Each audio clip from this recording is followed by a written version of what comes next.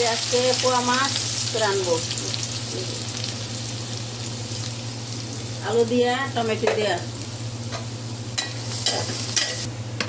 পেঁয়াজ লাল হয়ে গেছে, এবার আমি পানি দিতেছি, একটু দিয়ে মশলা দিতেছি। এই যে হলুদের গুঁড়া,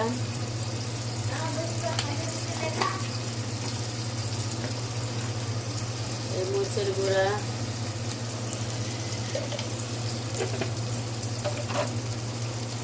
আজকে ওদের মাছ মিলে ঘরে রান্না হবে, যেমন পোয়া মাছ আর হইল তেলাপিয়া মাছ।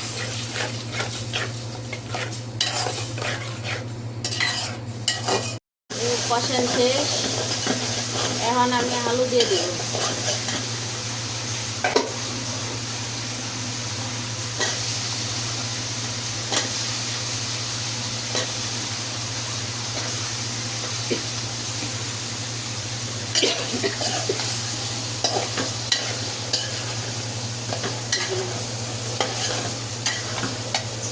সামান্য একটু পানি দিয়ে দিতেছি, যেমন একটু সিদ্ধ আলুগুলো ভালো করে কষানো।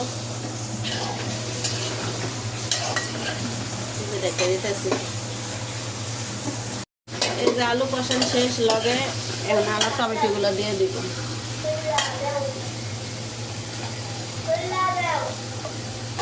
জল দিয়ে দিলাম, এখানে কষানো শেষ, লগে টমেটো দিয়ে দিলাম।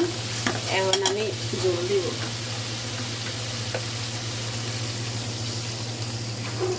যেটা আলু দিয়া টমেটো দিয়ে ঝোল রান্না করবো, লেগে একটু বেশি করে পানি দিই। তারপর একটু আলু সিদ্ধ হইলে ভালো করে আলুতে ঝোল শুকাবো, একটু রেখে দিই।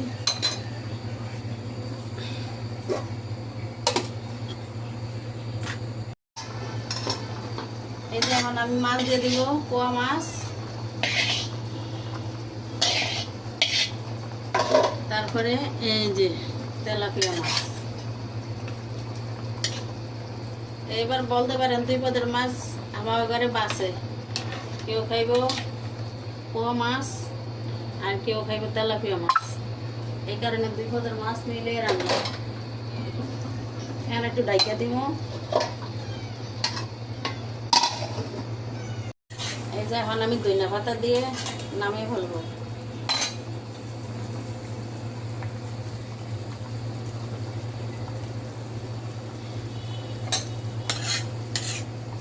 যদি ভালো করে বলো খেলে নামিয়ে নেব। যাক, এখানে রাখলাম, সবাই ভালো থাকেন, আল্লাহ হাফেজ।